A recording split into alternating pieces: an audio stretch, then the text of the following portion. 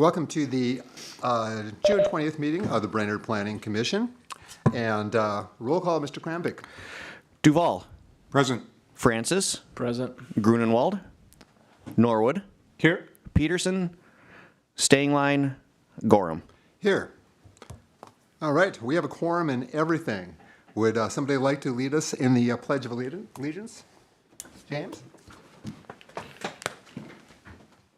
Pledge allegiance to the flag of the United States of America, to the republic for which it stands, one nation, under God, indivisible, with liberty and justice for all. All right. We have pledged. Looking for a motion to approve tonight's agenda? Mr. Chair. Yes. I would like to make an addition to new business of adding 6B, just a brief discussion on the comp plan implementation chapter and maybe potential actions. It might be a decision item, but not a lengthy topic. And with that, I would make a motion to approve the agenda as amended. Looking for a second? Second. Norwood. All right, all in favor say aye. Aye. Opposed, same sign. We have an agenda. Now looking for approval for the meeting, the minutes from May. So moved. A second. And we have a second. All in favor say aye. Aye. Same, opposed, same sign. We have minutes. All right. We are on to new business. We're on to item number 6. We're looking for a conditional use permit for for daycare at 2410 Oak Street. James, can you introduce the subject? Yes, thank you, Mr. Chair. So Tri-County Community Action Partnership has submitted a request for a conditional use permit to expand the use by adding 2 additional classrooms at 2410 Oak Street. The operation of a commercial daycare facility as a conditional use is allowed in the TN2 district as a CUP. The request by the applicant is to convert existing office space into 2 new early Head Start classrooms for infants and toddlers at the TCC AP Head Start building. Each classroom would be licensed for 8 children, ages 6 to 3 years old, and then each classroom would have 3 staff. The site meets the lot requirements and setback requirements of the TN2 district. The existing playground is properly screened, meeting the allowed use requirements of childcare facilities and is not expanding in size. The existing parking lot has 49 parking spaces for staff and parent drop-off and pickup and is sufficient for the facility. The existing parcel is set up with a loading zone that facilitates the drop-off and pickup of children on the south side of the building. And with that, the comprehensive plan does support this land use application, as it supports the investment in the incremental enhancements of quality of life, encourages and attracts stores and services for the daily needs of our community. So with that, staff did put 2 options as potential recommendations for City Council. First one would be recommend approval of the CUP as presented. Second option would be, as the Minnesota Department of Human Services regulates the operations of commercial childcare facilities, and as TCC AP currently meets all of the other requirements set by the city ordinance, staff recommends approval of the CUP amendment without any future occupancy limitations to the existing building related to the CUP. This wouldn't, if they were to do an expansion to something outside, expansion to the playground, there would still be a requirement for a CUP at that point. Also, this wouldn't mitigate the fire marshal from setting occupancy limits as well. This was done on a larger site, similar to this one. It was Trinity, where the Planning Commission made the same recommendation because of the large site and large building. So that would be also an option, and staff is recommending that option, that if they were to increase some occupancy in the building, they wouldn't have to come back for a CUP for that part of it. All right, very good. Questions for James? Hearing none, I think we're going to open a public hearing here at 6:04. Do we have the applicant online by any chance? All right. I'm here. Please Yes. go ahead with your name, address, and tell us a little bit about the project, please. My name is Penny Paul. I'm the Head Start director, and my home address is in Little Falls, 912 4th Street, South Northeast. So what we want to do is just increase our capacity to serve infants and toddlers in the Brainerd location and provide 16 additional early Head Start slots at that space. Again, just increasing those infants and toddlers. Very good. Any commission members have any questions for the applicant? Have a chance? I just have a simple question. What does your wait list, out of curiosity, look like? How deep is it? Last time I checked it, it was at 45 Wow. for infants and toddlers and another 45 for preschool age. Thank you. Very good. Stay online here. We may come back to you for some questions, but thank you for that. Is there anybody else online that would like to, or present, that would like to speak on the matter? I'm hearing none. All right. Without objection, I'm going to close the public hearing at 6. Mr. Chair? Yes, please. Just maybe a question for James again. I'm sorry that I missed that staff questioning opportunity, but with the second option for recommendation, you're basically allowing the number of students or children that are at this facility to grow without having to necessarily come back unless there's a change in the footprint, correct? That's correct. And is the parking, pardon me for not catching this, is the parking indexed on the number of students? Or is it independent of that? What the criteria? Right now, yeah, we did get rid of any parking requirements for childcare facilities. It can get a little busier in the location during drop-off and pickup, but we have not heard any complaints, in our department about, on-street parking or pickup or blocking traffic as such. So, being that it's a larger site, I think potentially option 2 could be a good way to go with this project. The staff does receive from the Department of Health anytime there's an occupancy increase for the site. So say they wanted to add a few more children to a certain classroom, if the size is available, is that an expansion of use? Potentially. In the past, it's always been brought back as a conditional use permit. That's what happened with Trinity. So with Trinity, this was essentially the same type of recommendation that was given. So there is on-street parking options on Pine, I presume on Oak as well. So in an instance of maybe an event, where you're bringing parents there with their kids and things like that for something, you fill up the 49 spaces and then there's on-street parking options. So we're not creating any inconsistencies with the ordinance in that regard by allowing them to grow within the space they have. I don't believe so. And the city has allowed, I know for one event, some parking on our snow kind of dump site that's right by there. As long as there's dry conditions there, the city's allowed them to park in that spot as well. Okay, great, thank you. Can I talk about the events? Yes, you can go ahead. That'd be Thank you. fine. Because there tends to be a lot of people, we've been trying recently to hold our events off-site where there's a bigger location. Thank you. Thank you. All right. Any other questions for the applicant or anybody else like to speak? Hearing none, I'll close the public hearing at 6:08 and open the floor to discussion or a motion. Well, Mr. Chair, I think I appreciate the added capacity to a real scarce resource in our community.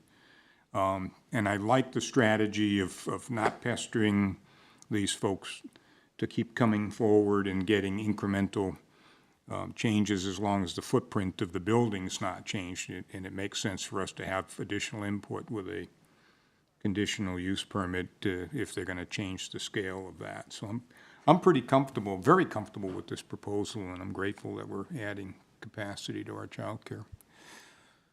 Other comments? James, you got anything? I also am in strong favor of option 2 and approval of the CUP. Very good. I just want to say that I think this is a tremendous reuse of a building. I'm trying to remember what it was. Was it the phone company? It was somebody. I'm trying to remember who was in there. But it's a building that was, somebody got in there and grew out of it. And it's good to see a building get utilized more and more and get filled up and providing an important need in the community. So with that, would anybody like to offer a motion? I will make the motion for the approval of the CUP amendment And then also the instruction of option 2 for MDH services and their oversight of that future growth. All right. Would we have a second? A second. We have a second. Any discussion? Hearing no discussion on that, all in favor say aye. Aye. Opposed, same sign. All right, next step for the applicant. Yeah, so this will be heard at the next city council meeting, which I believe is July 1st, and that'll be at 7:30 PM. As this is a recommending body, city council will have the final approval or denial of the conditional use permit. Very good, thank you. All right, then we are on to the new 6B, discussion of some comp plans things. Mr. Duvall, you want to let us know what you're thinking? Yes, thank you. So I think, as I mentioned in previous commissioner comments, chapter 8 of the comp plan has an implementation strategy, and in here, it says that an essential component of ensuring the plan is a living document is to review it annually and collectively identify and determine priorities outlined in the plan, and also to assess our progress on that. We have a number of strategies with varying priorities on there, and for us to be able to, in effect, evaluate our progress on the comp plan, for the Planning Commission to just review that, or at least the appropriate land use strategies, and how we're doing. Example, update the ordinances to reflect changes in the plan. Check, we did that, right? But this also would then provide guidance to City Council for any needs that we might see regarding maybe more consultant work or something like that on aspects of the plan or what have you. So what I would be proposing is that at our next meeting, we would have an agenda item there to walk through this and look at these various, at the end, if you do take that, you'll see the various items on the, strategy, sub-strategy, and high priorities, medium priorities, low priorities, and how are we doing on those high priority things? We're 5 years into the plan. We should have, I think, some measurable progress in knocking out some of those highest priorities, or there may be additional things that we might want to see action on, related, for example, to the running list that Director Kronvik is keeping of topics that we introduce. So what I'd be looking for is gauging interest in us making time on our agenda next month to spend some time just stepping through these and having some discussion on any issues that we think are important that maybe we haven't tagged yet, and maybe James could help decide if we've got room in that agenda for that item. But it seems like it's pretty important for us to catch up. We've not really looked retrospectively at this plan since we developed it and had that discussion about it. So that's the gist of what I'm suggesting is adding an agenda item where we actually go through those goals and gauging our progress on those. Any other thoughts on that? Otherwise, I think we have a recommendation. If we're all comfortable, I think we have a recommendation to James. Do you have any questions about that? Anything we can clarify? Yeah, I think that's a great idea. I know on our itinerary, we have potentially an upcoming, I guess, revisiting the comp plan and maybe making some adjustments to it with, there'll probably be a next year's project. So, prior to doing that, I think it'd be great to review where we're at with the comp plan, where we're at with our goals. And I think that's probably a good first step on the review to see how if we've accomplished those goals. So fully recommend that. We will be talking about kind of next itinerary item based on, the garage ordinance that we're working on. This could be an agenda item, and then maybe there's something picked out in the itinerary that we begin working on, but not bring it as an agenda item for the next meeting, but staff can start doing research on the next item. I think that would probably be a pretty good timeline and a pretty good meeting for the Planning Commission in staff's opinion. Very good. So I think then when we get to the our 7B here, let's be thinking of what our priorities are to James for the next itinerary item to consider. So very good. If nothing, Thank you. All right. Nobody has anything else? Then we're going to move on to unfinished business, and we're going to look at 7A, which is a proposed garage ordinance, or garage-free ordinance, whatever we're going to call it here. Sounds good. Thank you, Mr. Chair. So at the May 15th Planning Commission meeting, the commission directed staff to prepare an ordinance related to garage requirements for 1 to 4 unit residential structures. The Planning Commission recommended that 2 to 4 unit buildings should have no requirement. Single family homes would be required to either have a 12 by 20 garage or a 10 by 12 shed. As staff drafted the ordinance as proposed by the Planning Commission. Just note that all properties would still have to adhere to the city code related to outdoor storage, regardless if there's a structure to store things in. So with that, I can take any questions from the Planning Commission. Questions for Mr. Kramvik? So duplexes, triplexes, and quads would require garages? Right now it does require if the ordinance were to be drafted as is, it would not have a requirement for a shed or a garage. Got it.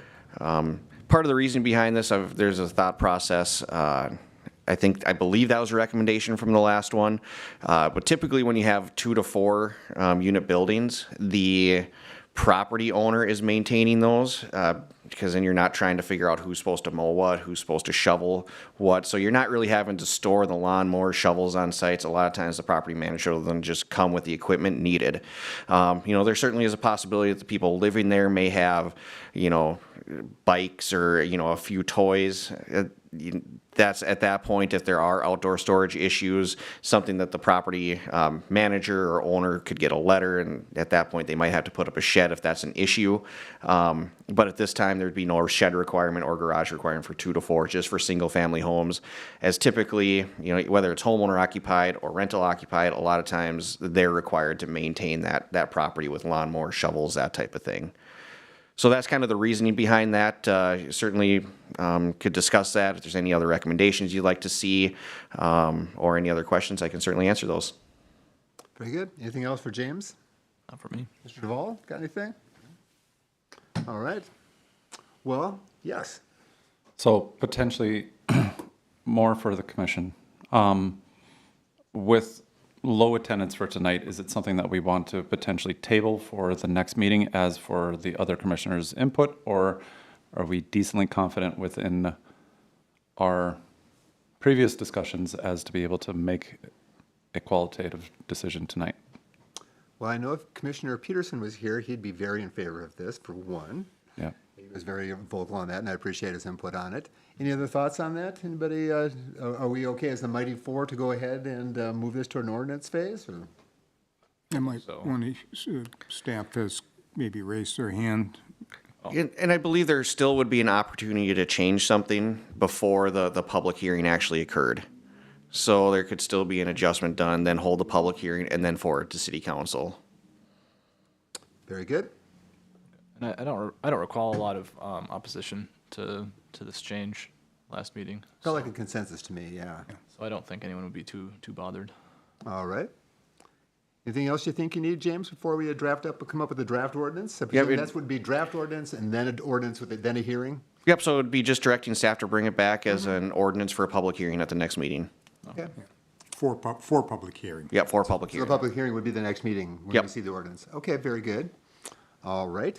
I will make the motion for a draft ordinance and public hearing set for the next meeting, being that staff, I believe, has very much captured the intent of what was discussed before. All right. Second. Do we have a second on that? Second for Duval. All right, any discussion? Hearing none, all in favor say aye. Aye. Aye. Opposed, same sign. All right, you got yourself a motion there, James. All right, we are moving on to 7B. This is, as we mentioned earlier, looking at the Planning Commission's itinerary for the rest of the year. And with that, I'll let James kind of open the subject. Thank you, Mr. Chair. So I'll just highlight some of the ones. You can see numbers 1, 2, and 3 are crossed out. Short-term rental was passed and I believe is in effect or will shortly be in effect. The cannabis dispensaries that the Planning Commission reviewed, time, place, and manner, was also recently passed by City Council. So when this was sent out, so that one's now complete. Another one that Community Development Department was working on was the tree disease related to emerald ash borer. That was also recently passed by City Council, so that one's in effect as well.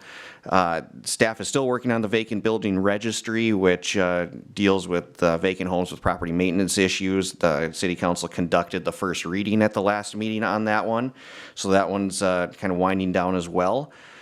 So right now, the garage requirements is in progress. Next on the list would be potential building design standards, and then in conjunction with that, mixed-use development in the commercial corridor district. This was a recommendation by the EDA that they'd like to see the Planning Commission work on this at some point.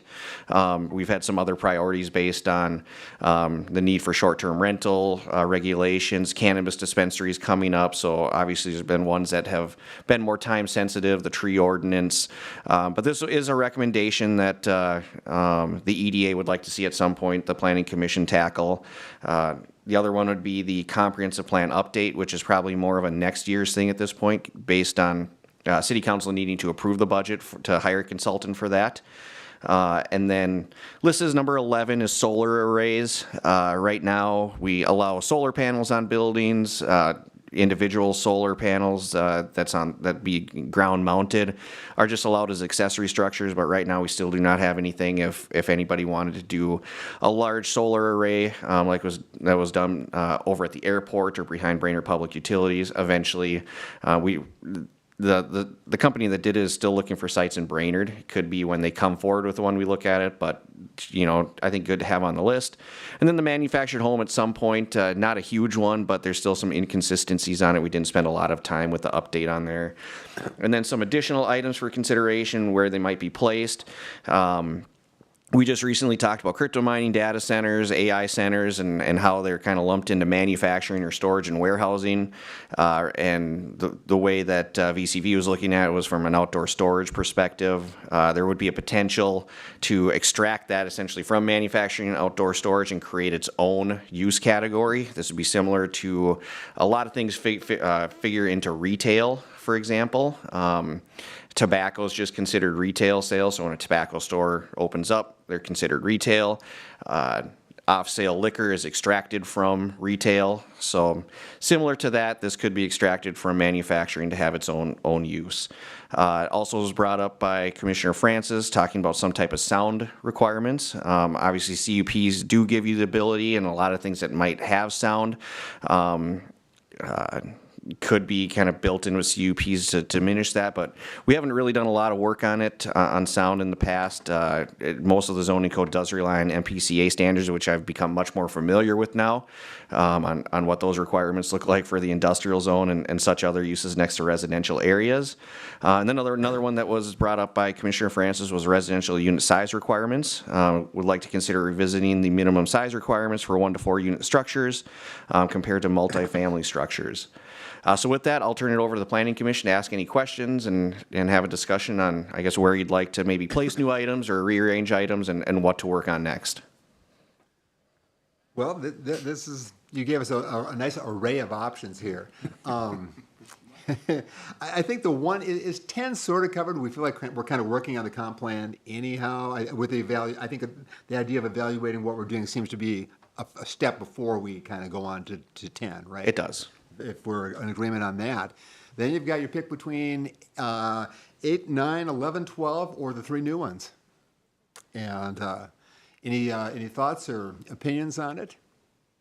As far as what to tackle next? So it's like kind of move up to the top. Oh, okay. Otherwise we could certainly move in order that we have them on. James? Personal opinion, I believe that the mixed use and commercial corridor should be significantly moved up as to stay ahead of the game for continued growth and economic development, and hopefully potentially encourage some of economic development. Also, in the items for consideration, sound requirements are something somewhat of an interest. There was a period of time that we were working with in the city as exploring the idea of no train whistle kind of a situation. It's been some time since we've had the conversations. But as to an environment as a whole, it is an interesting, and maybe it deserves a revisit and incorporating that with all the conversation of sound requirements. And then the manufactured home overlay district, that's also one of my personal priorities within. So then you're kind of putting an emphasis on mixed use, sound, and the mobile and the overlay for the mobile homes, since that's right, manufactured homes. Yes. Okay, okay. Other thoughts on that? Other thoughts on the list there? Mr. Chair, just a question to staff regarding solar arrays. So we are receiving inquiries. Is that how I would interpret your comments and your introduction to that topic? Yeah, the company that's partnered with Brainerd Public Utilities is certainly looking for sites in or near Brainerd. So if a site were to be found in the city limits of Brainerd for potential solar arrays, at that point you would have to kind of work through an ordinance along with the application. That's what we had to do in Baxter, so I helped Brainerd Public Utilities on that side of thing. I did a lot of the research on there and helped kind of Baxter have suggestions to write the ordinance. So I'm pretty familiar with it. That would probably, in my opinion, be a pretty quick one. I maybe trying to just decide what zoning districts they'd be allowed in would be the more difficult part, but writing kind of those conditions, something that I've already researched, so that one would be a fairly quick one. But again, there's nothing imminent, I would say, on a site, but they're still always looking for sites and reaching out to Brainerd Public Utilities and staff. I do think the commercial corridor district discussion as well as design standards will be a little bit lengthier of a process, kind of like the off-street parking one. You're probably looking at 3 to 4 meetings for something like that. So, just to be aware that that's probably a little bit longer one than a 1 to 2 meeting ordinance. Very good. I have a question for you, James. With the, what do we want to call this here? The MHOD, the Manufactured Home Overlay District. Is there any chance that, could a person imagine that if we address this, that we could perhaps improve the visual conditions of our local manufactured home overlay district? You see what I'm getting at. I'm getting at enforcement. Is there any chance we could get towards cleaning up things a little bit, to be blunt about it? That is I'm talking something about we West have Keys. gotten, we have gotten a few complaints this year, so we are going to be addressing it on the code enforcement side of things. But yeah, there's potential things that we can maybe write into code to see what other, communities are doing as well. We talk about affordable housing all the time, and that's probably one of our more affordable housing, but you certainly want things to look nice as well.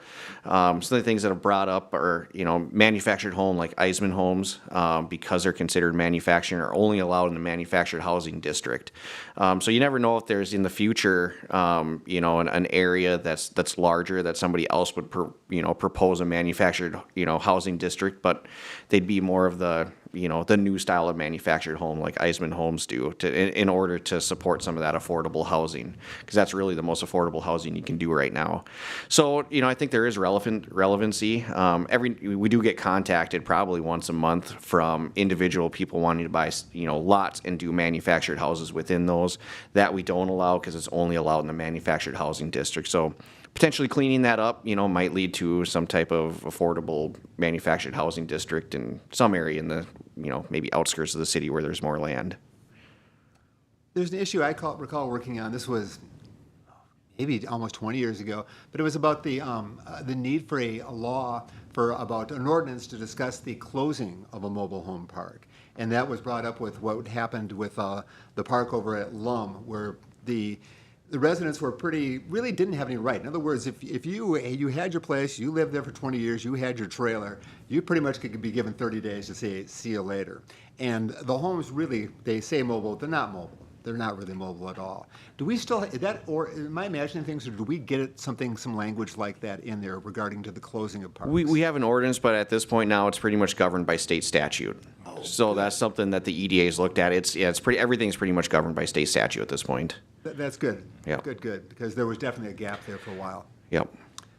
Other questions for James? Yeah, well, just the intent of the manufactured home overlay district, is that broader than the mobile homes, the trailered ones, or is it specific to the sort of the trailer park?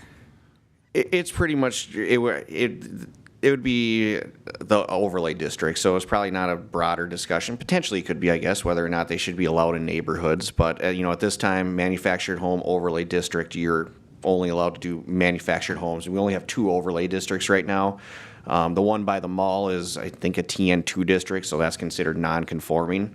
So Stony Brook and Meadowview are the only 2 that's actually considered the manufactured overlay district at this point.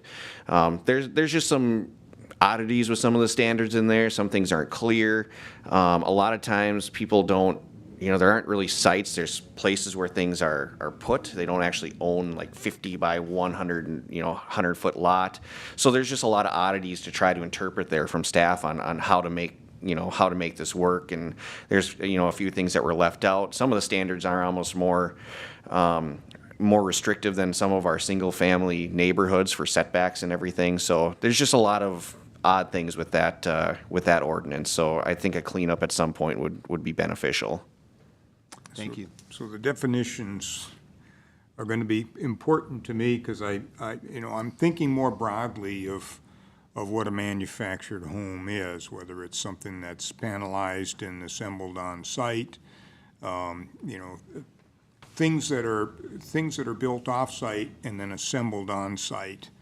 To me is a manufactured home, but that's different than something that's driven in on wheels or has an axle that stays with it, that you put a block foundation underneath to prop it off the ground.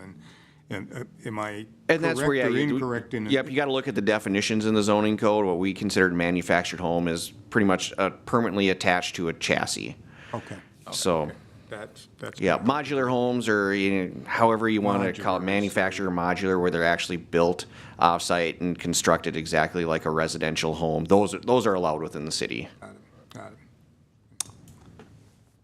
Very good. Well, I think at this point, maybe the next step is to see if we have a consensus of what to set the priorities on. I like, Mr. Norwood, I like your thoughts about the mixed use as a priority. That's something I would definitely second. I also like the idea of a sound ordinance as well, and to address that too, because I think noise is one of those things that degrades your environment more than we even understand how it degrades our environment, and has an effect on health. And I'm trying to remember, what was the cost that the railroad asked for to go with a silent crossing? It's like I'm not sure. It's $1 something. million. Yeah, it's something that I could look up. Yeah. The cost was discouraging. Wait, Yeah. can you explain that? So the railroad pretty much, I think Baxter did it. I think, does Baxter have a silent crossing? But to get a silent crossing, you have to do all these visual improvements that you have to add. I wonder if the crossing at Cypress isn't one of those. The crossing at Cypress, which is new and it has extra fences and stuff around it and a lot of things like that. So I think the railroad is like, sure, you can do it, but you're going to have to spend a lot of money to do it.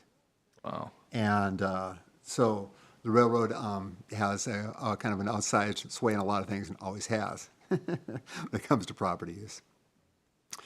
So, but anyhow, going back to the idea of consensus, anything, who else would, has an idea that they'd want to push to the top? I would maybe want some staff input on the sound requirements. Do we have the capacity to be able to design that, or is that something we hand off to a consultant, or we hire on somebody to do the deep dive on that? I mean, is that something that you feel proficient on, or you can carve the time? One thing I could do before the next meeting, I guess nothing would have to be set tonight. We're still working on the comprehensive plan. That'll be the next agenda item. We're still working on the garage requirement. I could research to see what other cities have done, to see if it's potentially something that, we can piggyback off of what other communities have done. It could be, could it be something difficult? Could it be something easy? How do you measure it? What does it look like? If I do a little bit more research, I could probably get you a better answer by the next Yeah, meeting. If we're doing lumens, it's an example when we start getting into some of those kinds of measured performance standards, like the amount of illumination or the amount of sound, and and do we have do we feel comfortable, number one, that we know that we can develop those standards and have something that would represent our city well, and then can we measure it and enforce it, or do we end up that it has to be complaint driven, and then what do you do about that, you know? So that's why I'm nervous about, you know, putting the sound as maybe number two. Yeah, you know, the EDA is asking us to take a hard look at the commercial corridor. That's great, and that seems like we ought to jump on that.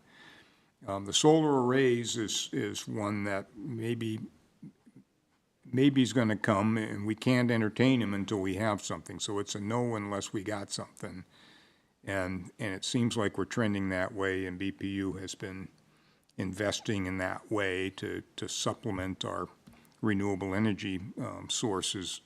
I'm wondering if that one pops a little bit higher up in the queue here, and the sound we might just say is going to be something we look at around the corner of the year as well, as a reaction to the queue here. I like the three that you brought up. I just am nervous about whether we can take on the sound without having some technical assistance. Yeah. And so if I may, the only reason why I bring up the sound is because of some of the recent discussion. And I recall that you might have been tacking into some of MSP's, Minneapolis and Richfield, Bloomington, and that kind of neck of woods, as far as some of the ordinances and the things that they were doing for design standards within sound. So that hasn't been reviewed. I know I'm going to be looking at, I guess, so this is for the IEP consideration for City Council. I'll be looking at case studies where there's other crypto mining facilities. We've gotten some initial sound reports, and I've done some of the calculations and know how that works on what the MPCA standards for. They have different tiers based on certain industrial uses, how long the sound is going for, you know, what distances are applicable. So I do have some research on that. It is something, you know, if I probably wouldn't recommend putting it there and begin immediately working on it, but it's something that I can see what maybe some communities in Minneapolis are doing. I can do a little bit of research, and it's something that could be worked on, you know, could be number 2 and could be number 3 on here. Probably wouldn't recommend for sure working on it at this point until there's a little bit more research into what other communities have done. Right now, my scorecard, I got mixed use, and I've got solar for 1 and 2. Any other thoughts on that? Colin, any thoughts? Well, I think the last item would be pretty quick. I don't know that it's urgent, but it would just be making square footage minimums for rental units more consistent. Sure. I don't think that would take too much time, but I mean, so that could be fit in anywhere. I think I'm more interested in the sound than the solar arrays personally. Okay. But I do agree the mixed use that interests me the most. What were some of the other options on here? Building design standards. Yeah, what else did we got on there? We have got the manufactured housing on there. We haven't mentioned that one, so that'd be a potential thought. What are your thoughts, James? Do you have a way to help us through this little? Yeah, I guess my recommendation. I know before Commissioner Rowan talked about it that, you know, if you do look at, you know, opening up to mixed use development in the CC district, that'd probably be a good time to look at design standards as well. Okay. So I think those could go hand in hand. The third one, that Commissioner Francis has brought up with residential unit size requirements, that's part of our design standards. So that could be talked about within that. Again, you know, it's a little bit bigger of a discussion. We spent a lot of time on setbacks and, you know, where we envision these zoning districts, but we didn't spend as much time on the design standards part of our zoning code. We kind of knew what we liked, but did the code kind of meet that? I think we could, you know, definitely see a little bit of improvement on that part and spend a little bit more time than what we originally did on that. So that'd be my recommendation to work with those kind of right together. All right, and then so that kind of lumps a few of them all together, and then it's just kind of Would you, should we like just tackle that and then kind of come back to the itinerary after that and see where we're standing? Does that make some sense to everybody?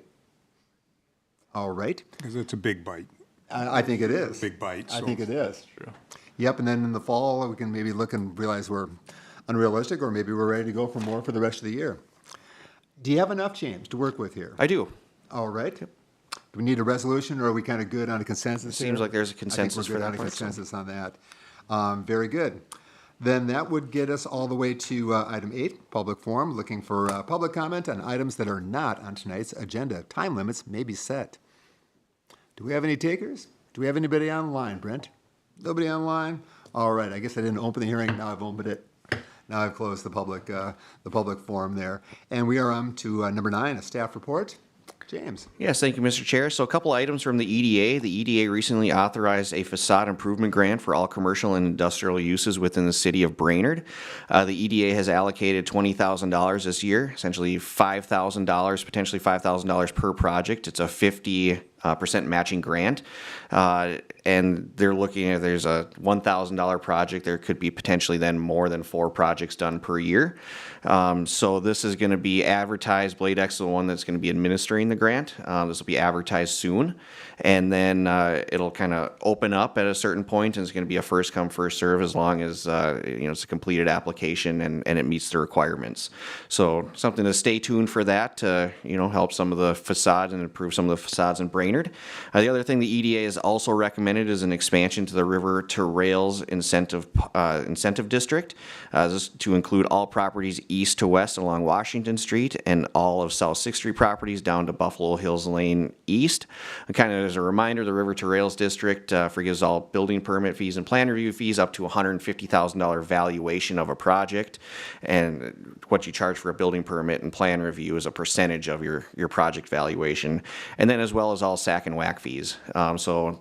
This was recommended by the EDA, and then it's going to be reviewed at the next Public Utilities Commission on Tuesday regarding the SAC and WAC fees, and then I believe July 1st, City Council will consider a potential expansion with that. The last thing, the city has begun advertising for our state affordable housing aid to potential applicants. The city has received approximately $96,000 in 2023 for affordable housing projects, so something also to stay tuned. I believe there was something in the Brainerd Dispatch that talked about the affordable housing aid. So that's everything I have. Anybody else have? I have a couple questions for James, but first of all, Mr. Duvall, do you have a question for him? I'll pass for the moment. You'll pass for the moment. Hang on to that question. Where are we at with the short-term rental ordinance? Are we still waiting for a second reading, or we've had the second reading? Maybe I'm not keeping up with Yep, this. nope, that one did pass unanimously. It did pass, so it's through. Yep, It's all that the one way through. passed. Got to read my paper a little more closely. Very good. And then a quick follow-up, too, is can we does River to Rails have like a list of accomplishments at this point, or is it still a concept, or is it producing results? I'm just trying to kind of figure it out. There are businesses that have, I think, been attracted to downtown area specifically because of some of the building permit fees. Heard that, from Big J's, they were looking at multiple sites, and I think that helped with SAC and WAC being forgiven in that spot. And, I know that's one offhand. I've heard some other ones that, have been appreciative. It's, quite costly sometimes to open businesses up and whatnot, and it's been kind of an attractant to downtown or maybe help downtown. So I think in that area certainly been, potentially beneficial. And then we're still working on the large one, which is the 805 Laurel Street project. If they do get their funding, that's a pretty large chunk for redevelopment in that area. It was, I would think, over $300,000 in SAC and WAC fees, which they were able to use as kind of matching funding for what they're asking for from the state of Minnesota. So I think that was a big draw as well to that area. So if that project is completed, I think that would be another one that would look at probably be the biggest project that helps spur that economic incentive policy. Great, that's kind of what I was curious about. Thank you. Yep. Any other questions for James before we move on? Hearing none, we are going to move on to item 10, Commissioner questions and comments. Got anything, James? Nothing to report. Nothing to report? Mr. Duvall? Nothing. Thank you. Nothing? Colin, you got something? Nothing. Got nothing? I got a couple things, but I'm going to save them for the discussion of the comprehensive plan and when we delve into that. But that'll be for another meeting. With that, we're looking for a motion to adjourn. We might get out of here in 44 minutes. So moved. All right. Is there a second? Second. We're not going to have discussion. Even if Tiffany was here, she'd tell me there's no discussion on that. So that's it. We are adjourned. Thank you very much, folks.